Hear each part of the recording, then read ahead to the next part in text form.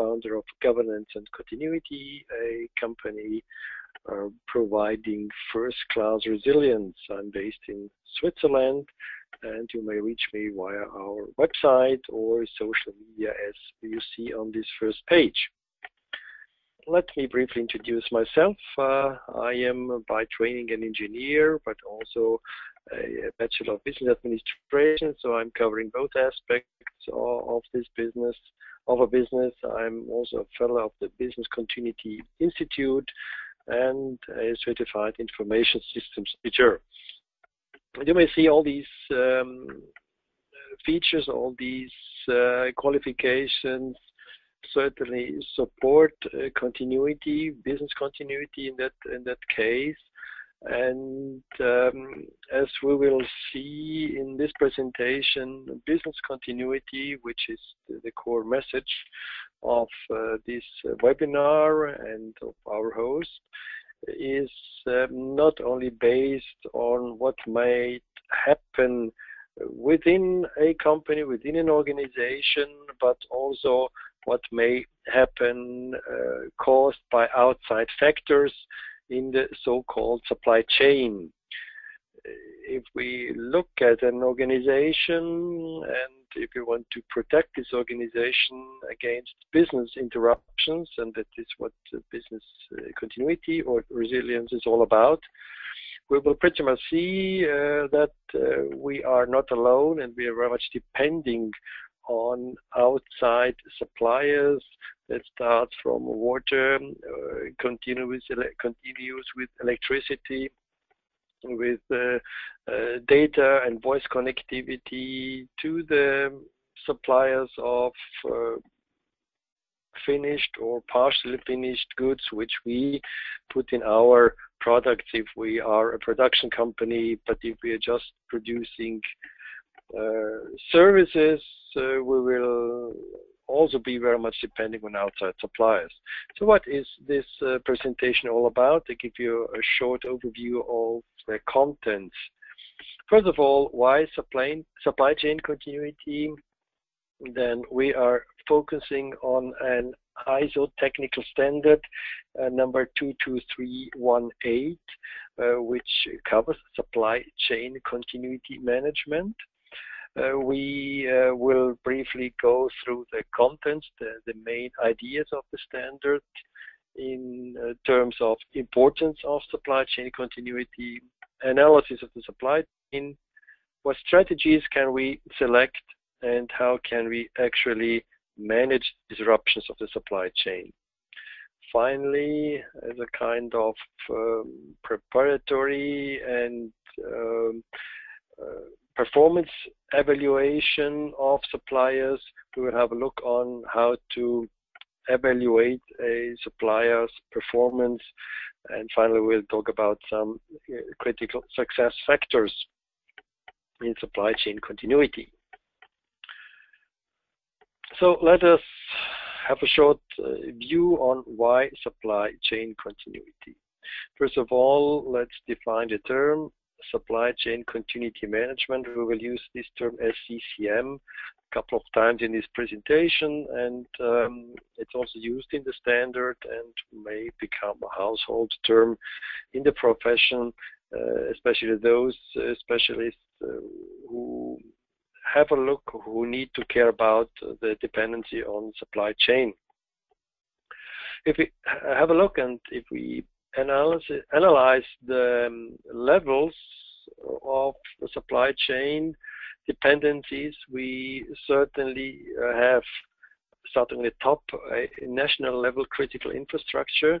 So if I am in a country, an organization in a country taking advantage of the environment around me, as I said, electricity supply, supply of transportation, infrastructure, fuel supply, supply of food and medicine. These are all critically important infrastructure elements which help me and support me in supplying my products and services. And I, as an organization, probably will not succeed in maintaining or amplifying the supply chain continuity levels if the national level critical infrastructure is not working or not properly working. So if my electricity or my transportation infrastructure is hampered by many outages and by delays and detours, whatever, then I have to work with another level of supply chain continuity, as if I'm in a country, in a region where the infrastructure is working flawlessly. But even in a first world country where probably electricity supplies are not are very rare, this may change by external factors like bad weather or attacks on the critical infrastructure of a country. So even if I'm accustomed to a situation where my infrastructure, the national infrastructure is fine, there might as well be a situation or situations where I can no longer work with this infrastructure, rely on this infrastructure, and have to prepare myself for my organization's continuity. We also face a multi-tier hierarchical kind of relationships, as we will see later down in the presentation. If I am entering a contract with a supplier, then it might not be this supplier who actually works with me, but they may outsource the contract to a third or fourth or fifth level subcontractor. So, and they may rely on their suppliers as well.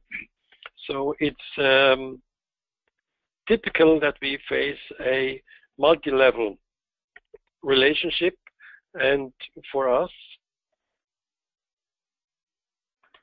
it's important to drill down to the farthest away supply chain provider, because actually they may, or their impact may impact us as well. So we find it's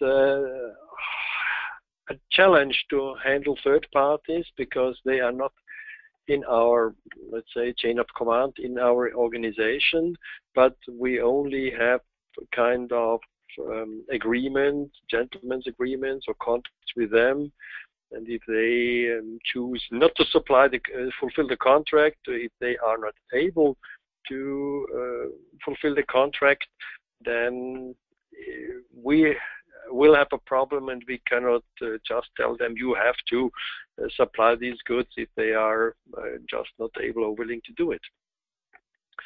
Lastly, one of the main challenges is that all the dependencies in the supply chain are hardly visible, as we see, okay, we have a contract with a supplier, they are supposed to deliver goods and services according to what has been proposed, but as I said, it's a multi-tier relationship, and in a kind of worst case, our partner, which we have a contract with, may not be able to know all their suppliers as well. So it's a kind of detective story to really find the route and the final supplier or suppliers where we are depending on. Okay.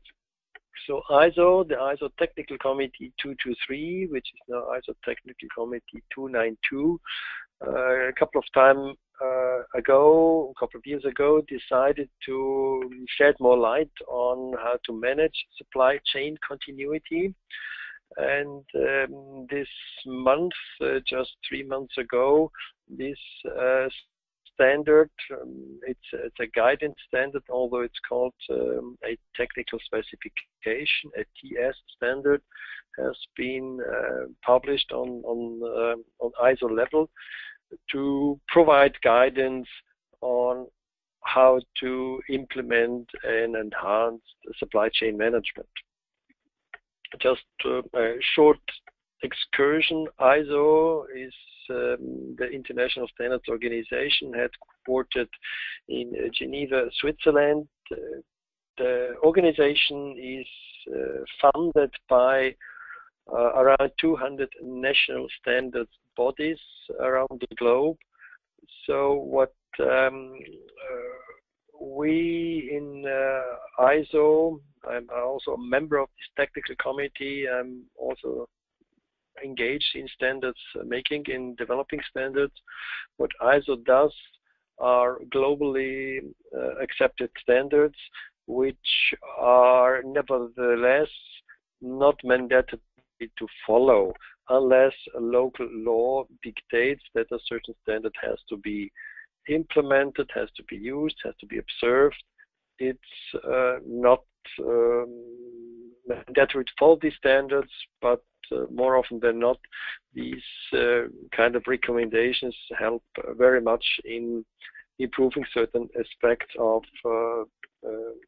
businesses, be it processes, be it setups, structures, procedures, or for strictly technical standards, we're talking about specifications for machinery, for electrical equipment, for telecommunications, things like that. Okay. In business continuity, we talk about a business continuity management life cycle, the BCM life cycle. It has essentially four main components. At the 12 o'clock position, we see the BIA, the business impact analysis phase. That's where we analyze our business and find out about critical dependency, critical processes, critical resources. And it's also where we have to look at our suppliers. So that's actually where supply chain continuity starts. Then at the 3 o'clock position, we design what's called a business continuity strategy. Of course, this has something to do with suppliers. So if we find out that we are depending on certain suppliers and they are very important to our products, our delivery of products and services, then we have to take into account supply chain continuity. Finally, at the 6 o'clock position, where we actually deal with handling events, when there is an electricity breakdown or when there is a supplier breakdown, then we are in a kind of crisis and we have to handle the crisis. Again, this is where supply chain continuity comes into play when dealing with external suppliers. Finally, in a kind of validation phase where we do tests and exercises and audits, the review of what has been set up in the preceding three phases, the analysis, design, and implementation phase, has to be evaluated. And again, this is related to supply chain continuity. For example, in this phase, we might decide to an audit of one of our suppliers to find out how they are prepared in order to deliver us and protect us. Okay, the main idea actually is to embed supply chain continuity, like we see it in the centerpiece, embedding business continuity. We should as well try to embed supply chain continuity in our continuity approach. As we probably have seen by now, it's quite an important component of business continuity.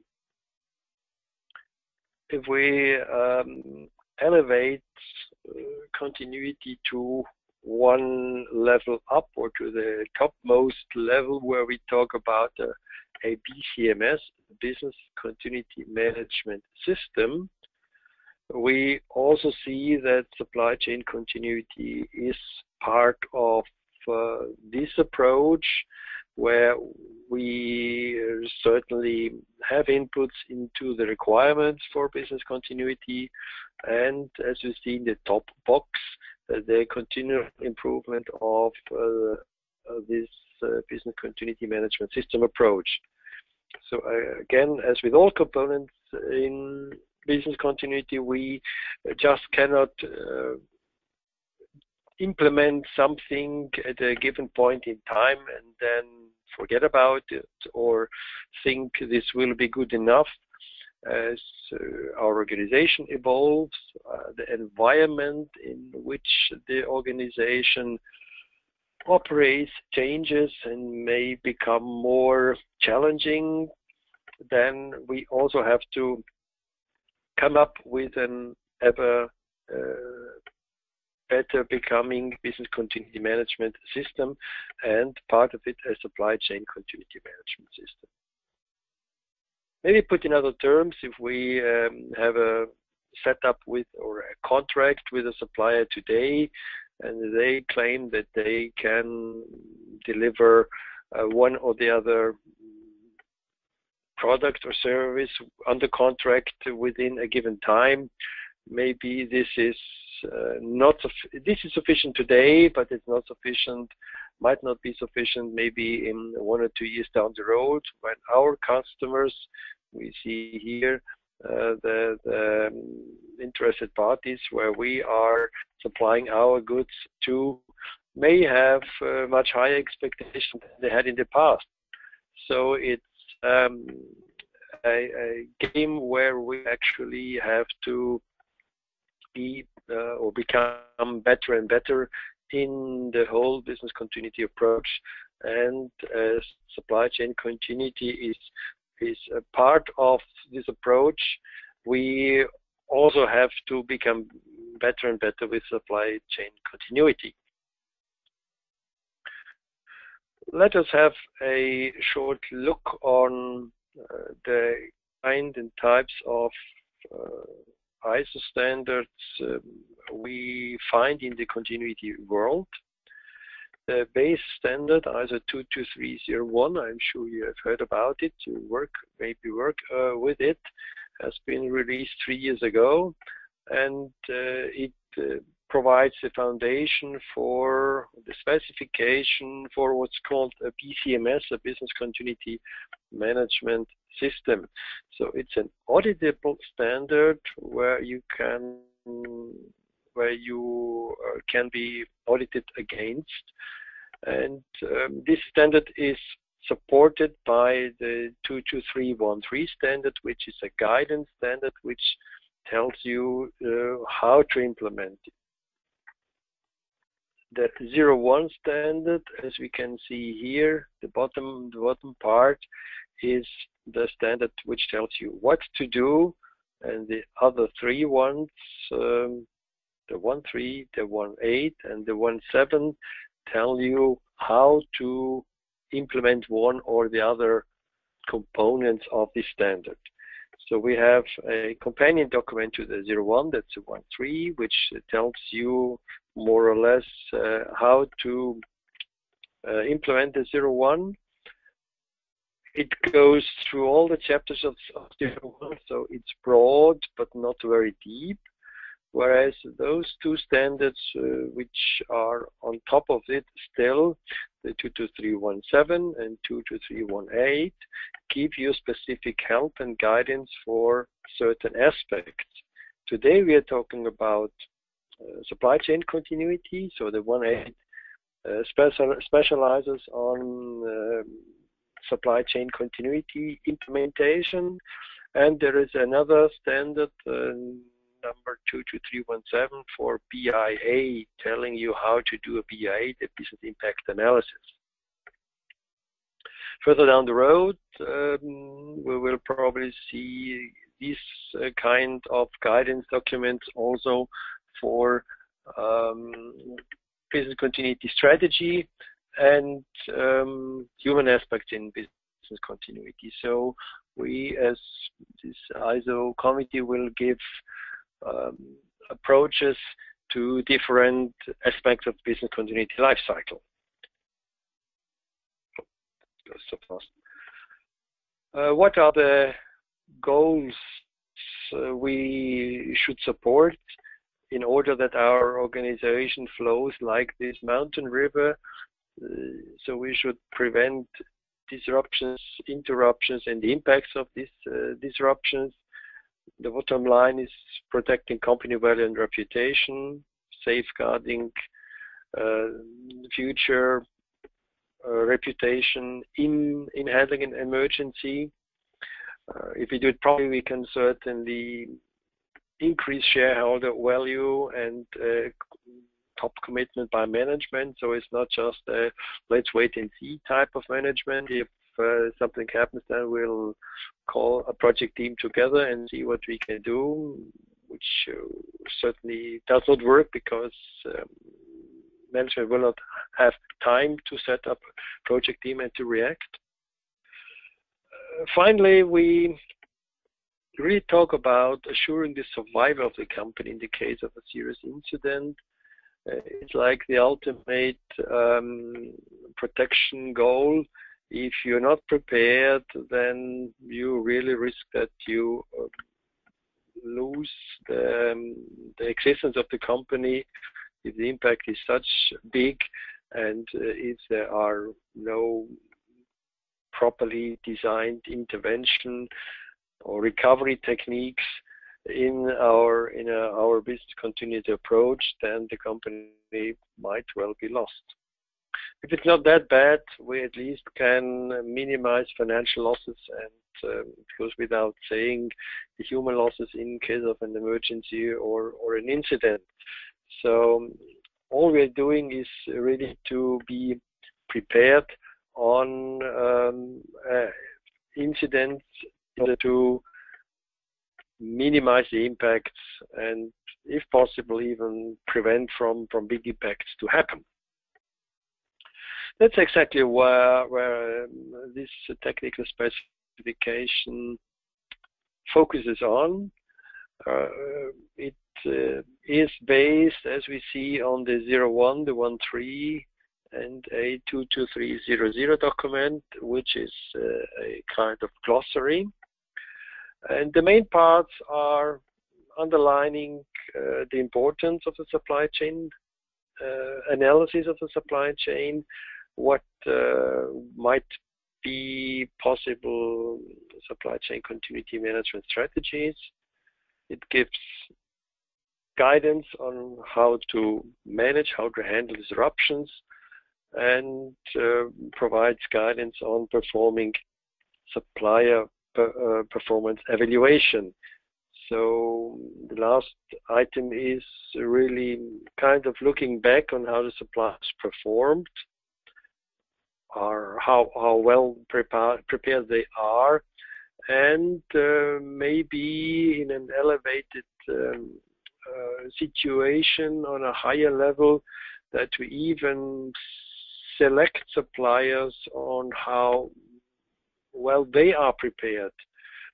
And if we really embed supply chain continuity management, we'll probably then screen suppliers before getting them on board, also screening them also on how well they are prepared to handle their incidents or their supply chain disruptions in order to become more and more resilient.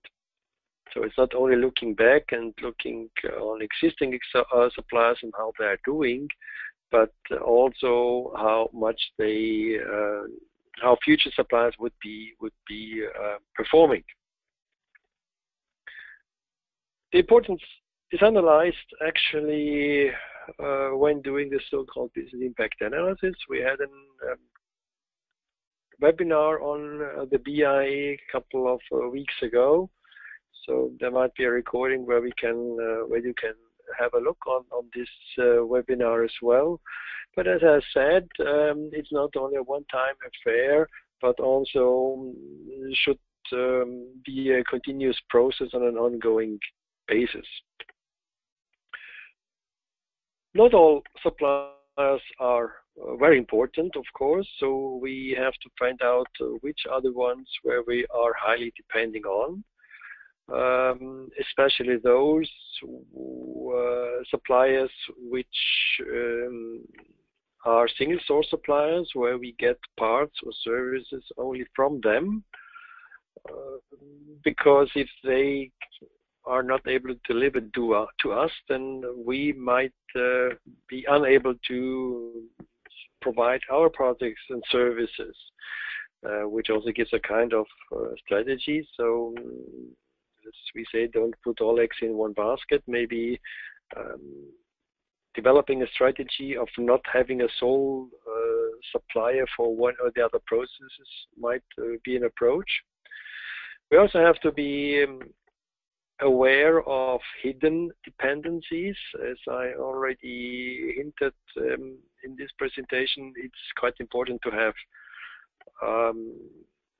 a whole view of the supply chain and look at what happens 1 or 2, 3 suppliers up the road, and not just be happy with the supplier which we signed a contract with, but also put up the question, what are their suppliers as well?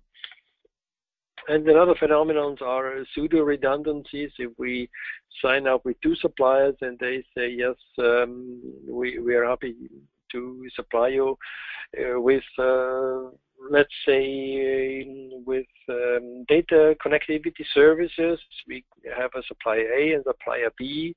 But if both the suppliers use the same connection to our building or our campus, and this one single connection is cut, then we don't gain anything, and we have to live with a business interruption as well. So if there are 2 suppliers, if there are 2 or multiple supplier strategy, make them, let's say, as much separate as possible and much diverse as possible in order to avoid to be hit by a cause which hits all suppliers simultaneously.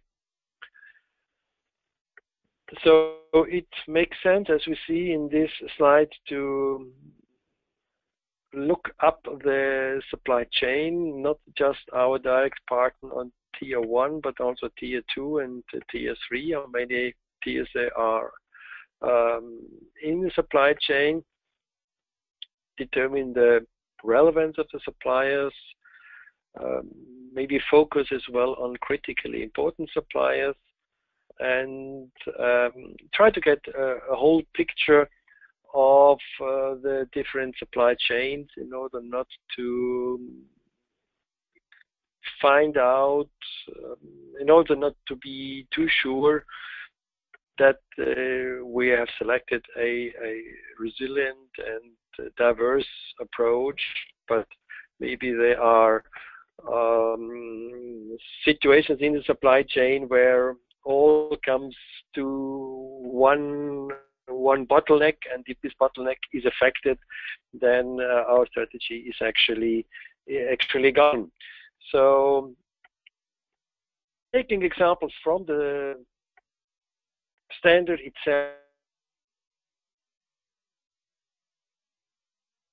itself, we propose the simplest one actually is nothing.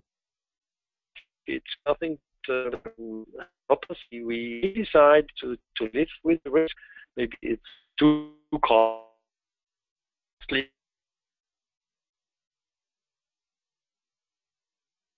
To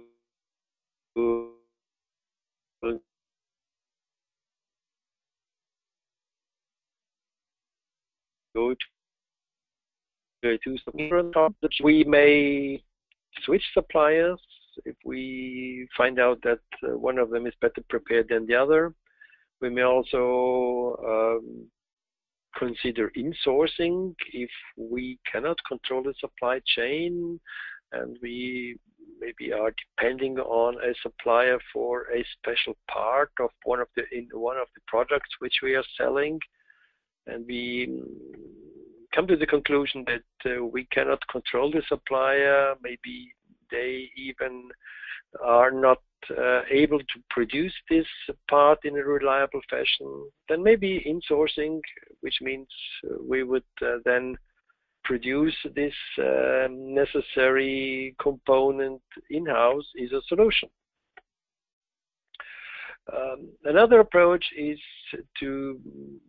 which can be described as developing a deeper relationship with these suppliers, a critical supplier.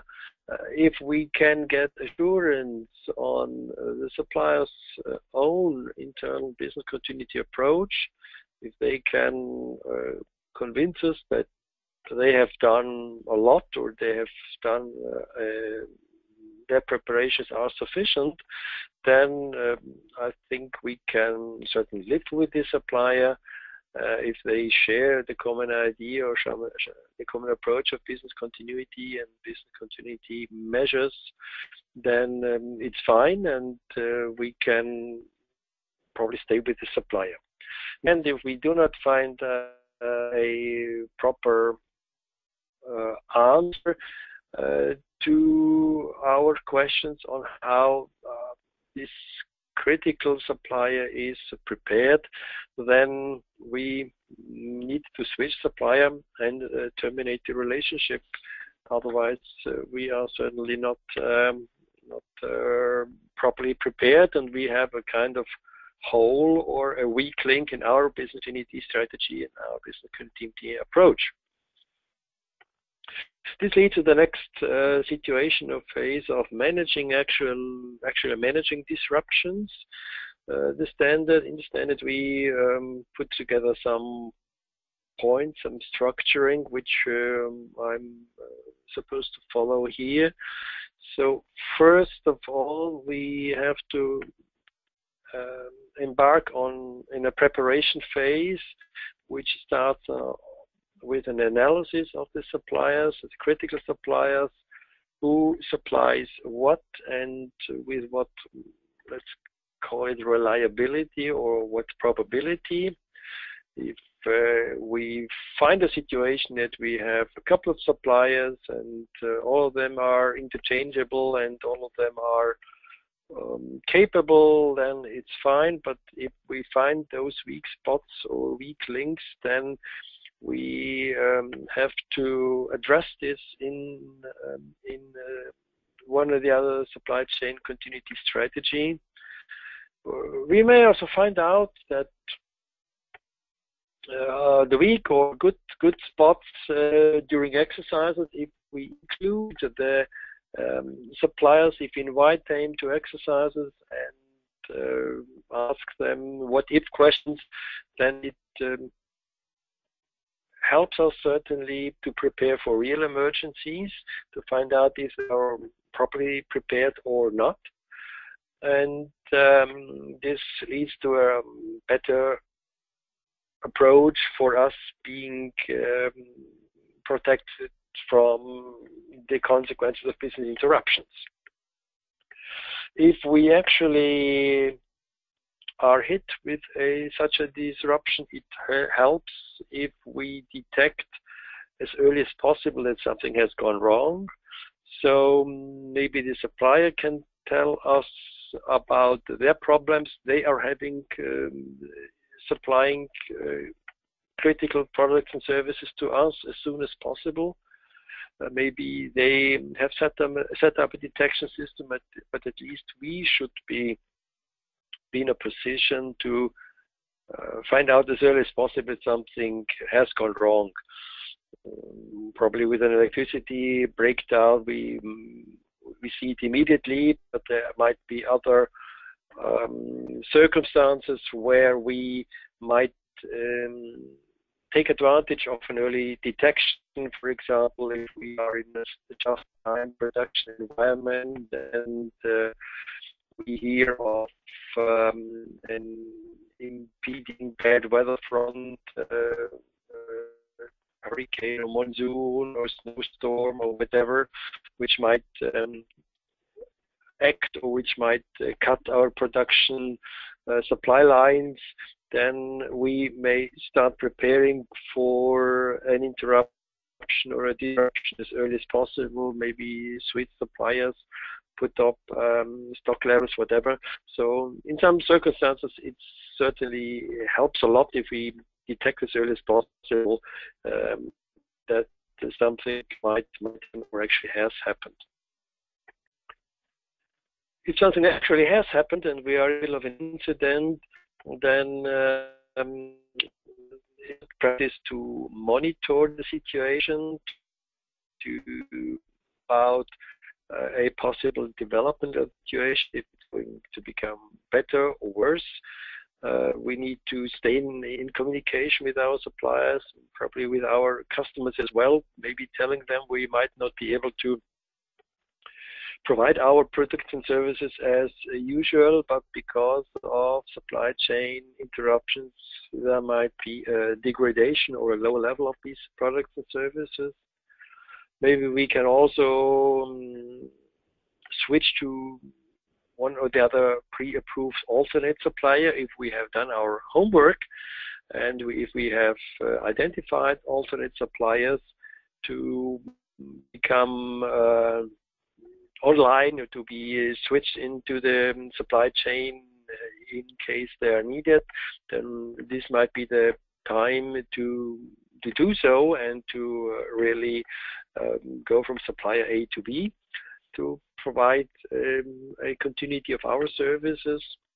And if we hopefully then have managed the disruption and have resumed our normal levels of production of products and services, it's quite important to have a look on lessons learned, on what has worked fine and what has not worked, in order to be even better prepared for another interruption in the future, to avoid any pitfalls and avoid any problems which we experience in this disruption. So it's an ongoing process of learning, it's an ongoing process of improvement, and if we have been hit by such a disruption, we should try to make up the most of it by avoiding to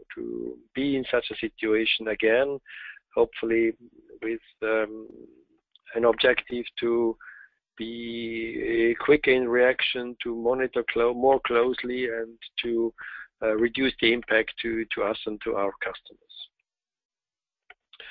Finally, the standard on supply performance evaluation, and the good practices are actually to do it on an ongoing basis. So it's probably a field of action for internal audit. It's a field of action for business continuity teams, at least to include a survey of critical suppliers in BIA revisions. These business impact analysis revisions should take care whenever the organization drastically changes, or if the environment changes, or if nothing changes, at least, let's say, every 12 months, to find out if our business impact analysis, as prescribed in good practice guidelines and in most standards on business continuity, really, if the results are really still valid. Again, as we saw in the previous slides, during exercises and tests, we should include those suppliers in order to help them and us better understand our needs, and on a long-term basis, probably it makes sense to monitor and review supplier performance by maybe periodically reviewing their BCM approach, to really install a awareness in their organization and in our organization. We need to work together, and as it's always the case in business continuity, there's no point in just doing something once, implement something, and then kind of forget the good intentions, but it the intentions and the approach has to be kept up on top of the heads and even be improved over time, because most likely the requirements of our customers on our products and services are going to increase, and there's also competition around. So standing still is actually falling back. Which leads us to critical success factors for supply chain continuity. It's a kind of wrap up of what we already heard. There are certainly good practice or best practice documents around, like the BCI's Good Practice Guidelines. BCI, that's the Business Continuity Institute with over 6,000 members worldwide.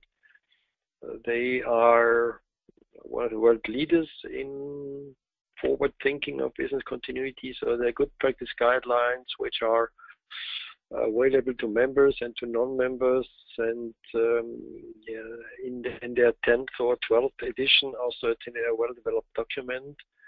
But there are also, of course, this range of ISO standards available. The base standard 22301 with its guidance document 1.3, and just released 22318 focusing on supply chain continuity. So if you get these documents ready, and if you live and work with these documents, you will probably cover a long way for obtaining a relevant business continuity approach. As always, this approach needs to be endorsed by top management, so we cannot, as promoters of business continuity, just do something in mid-air, but we need to have a commitment and an order to pursue this approach by top management. This is actually chronologically the first thing to obtain before we even look at standards or good practice guidelines. We need to get the green light and full support by top management. As we are engaged in complicated approaches in implementing business continuity or supply chain continuity, we need to apply project management methodologies.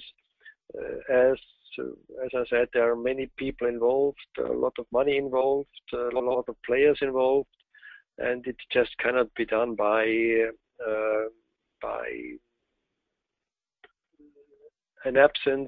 during an absence of these methodologies.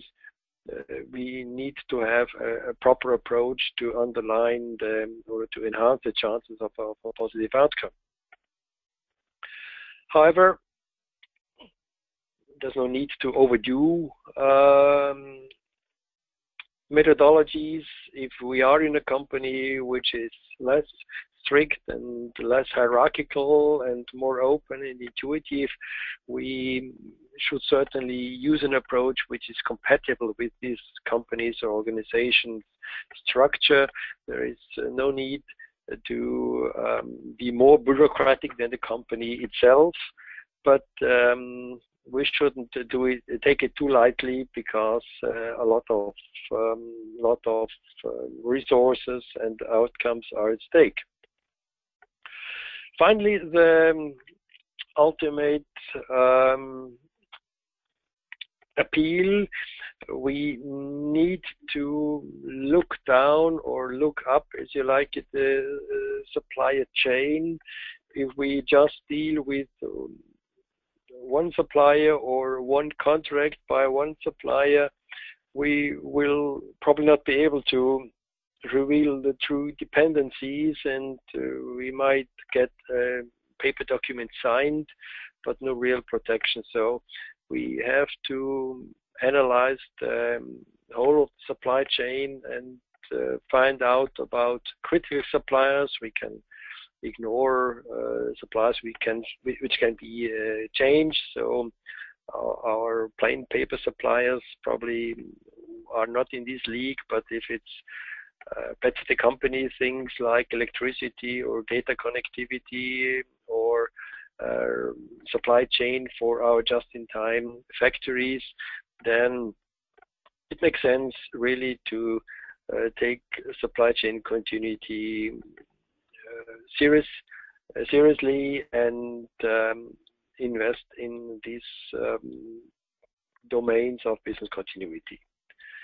Which brings us to the end of this presentation. I hope you enjoyed it, and I hope you had I could open your eyes on one aspect of business continuity which actually has somewhat been neglected or is not so much observed in a BCM approach, because of course the internal processes are much closer than relationships with suppliers, but every business impact analysis shows that we just simply cannot ignore external suppliers. Thank you for your attendance. I'm ready for your questions. Let's see if there are any questions in the pipeline. Thank you.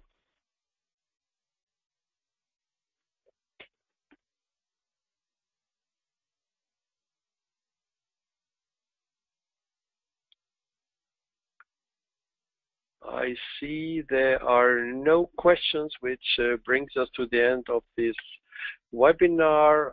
Probably this webinar, if you have missed some point, will be recorded or has been recorded, and you can then have a replay by going to the appropriate site.